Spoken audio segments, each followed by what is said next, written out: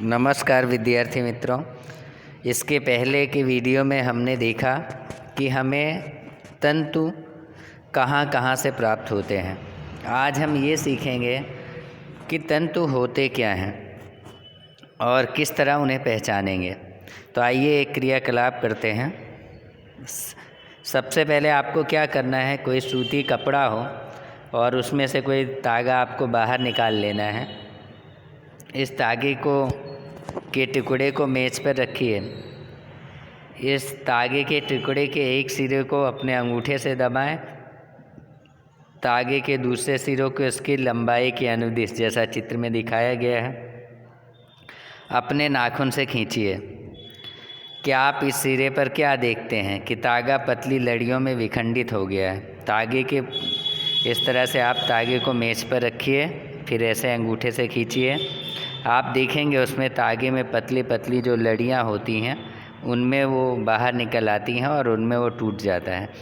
यानी अगर हम यहाँ पे देखें तो तागा जो है वो विभिन्न पतले पतले रेशों से मिलकर बनता है, जिन्हें इसमें लड़ियाँ कहा जा रहा है।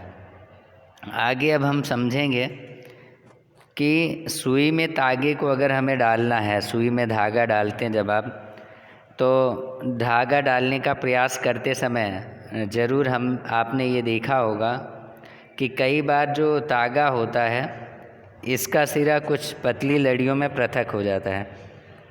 अगर आप देखें तो कई बार क्या होता है, लोग ऐसा होने पर तागे को सुई के नाके से गुजारना कठिन हो जाता है, क्योंकि क्या होता है, तागे में जो पतली लड़ियाँ होती हैं वो खुल जाती हैं और तंतु अलग हो जाते हैं, जिसके कारण वो सुई में धागा जाता नहीं है। कई बार आपने देखा होगा लोग धागे को मुंह में लगा के और मुंह जीभ के अंदर रख के उसे गीला करके बाद में डालते हैं तो अंदर नोक चला जाता है। ये सामान्य प्रक्रिया है। लोग धागा डालते समय जब धागे के तंतु बाहर निकल आते हैं तो सुई के अंदर धागा जाता नहीं है। फिर वो क्या करते हैं, मुंह में रखते हैं, उसे थोड़ा गीला करते हैं और फिर वो आसानी से चला जाता है। तो यहाँ पे देखने वाली बात ये है कि जो धागे में अलग अलग रेशे होते हैं जिसे तागा कहा जाता है, वो जब अलग हो जाते हैं तो सुई का धागा अंदर जाता नहीं है। लेकिन गीला करने पे क्या होता है, सभी तागे एक साथ जुड़ जाते हैं और आसानी से सुई में धागा पड़ जाता है। तो जो वस्त्र या तागा होता है, वस्त्र जो होता है यानी हमारे जो कपड़े होते हैं, वो इन्हीं छोटे छोटे तंतुओं से मिलकर बनते हैं। तथा ये जो तागे हैं वो तंतुओं से मिलकर बनते हैं। ये तंतु कहाँ से आते हैं, तो कुछ वस्त्रों जैसे सूती, जूट, रेशमी तथा ऊनी तंतु पादप तथा जंतुओं से प्राप्त होते हैं और इन्हें हम क्या कहते हैं, प्राकृतिक तंतु कहते हैं। रुई, जूट यानी पटसन जिसे कहते हैं, ये पादप में से प्राप्त होने वाले तंतुओं के उदाहरण हैं। ऊन हमें ऊन तथा रेशम जंतुओं से प्राप्त होते हैं और ऊन भेड़, बकरी अथवा बकरी कार्तिक ऊन से प्राप्त होती है। खरगोश, याक तथा ऊँट के बालों से भी इसे प्राप्त किया जा सकता है। रेशमी तंतु रेशम कीट के कोकून से प्राप्त किया जाता है। रेशम कीट के कोकून में से धागे को खींचा जाता है और कीट पालन ये किया जाता है। अब कभी बॉटनिकल गार्डन में गए हों तो वहाँ आपको देखने को मिल सकता है।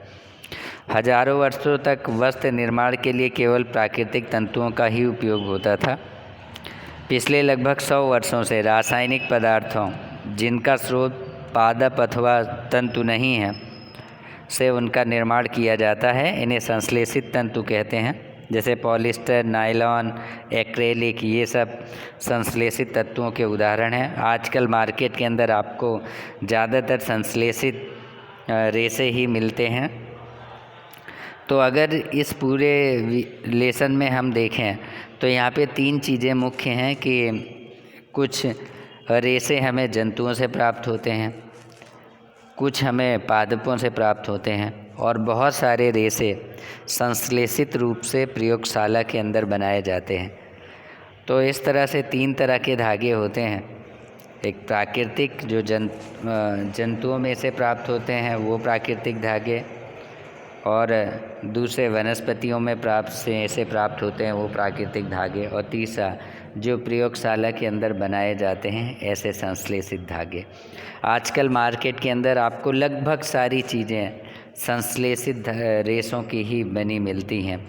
आप अगर किसी भी दुकान पे के अंदर चले जाइए, कपड़े, कोई भी चीज़ें आप देख लीजिए, पाइप, जूते, चप्पल, ये सारी चीज़ें पॉलिस्टर, नायलॉन और एक्रिलिक जैसे संश्लेषित तंतुओं से मिलकर बनती हैं।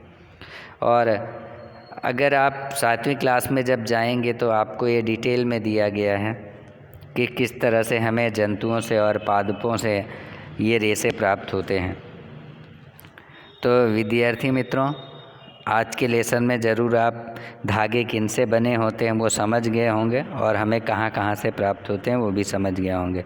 अगले लेसन में फिर मिलेंगे, तब तक के लिए धन्यवाद।